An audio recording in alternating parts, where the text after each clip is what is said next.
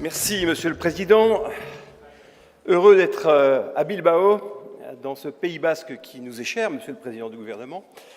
Et puis depuis le temps que nous l'avions promis à nos députés européens Oianais que nous allons venir à Bilbao, nous y sommes.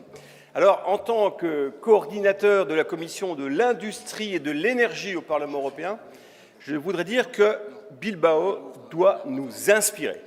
Parce que Bilbao, c'était autrefois une ville industrielle prospère, un port, et qui a connu dans les années 80 une crise industrielle énorme. Alors Bilbao a su faire preuve de résistance, de résilience, comme on dit aujourd'hui, et Bilbao a su choisir de nouveaux secteurs d'avenir, dans les services, dans l'industrie, sur des secteurs à plus haute valeur ajoutée. Et aujourd'hui, en ayant tracé ces voies d'avenir, Bilbao est à nouveau une ville prospère à la tête d'une agglomération d'1 million d'habitants.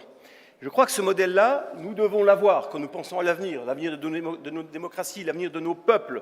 Eh bien, j'aimerais dire à ceux qui se désespèrent que le pire n'est jamais certain et que le mieux est pour demain.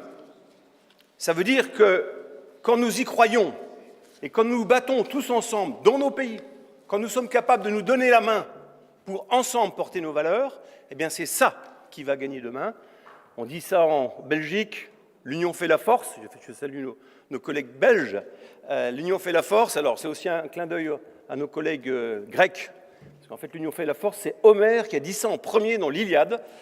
Et voilà, donc c'est un peu un hommage à toute l'Europe que je rends à travers ça. Donc l'union fait la force. Continuons à nous battre.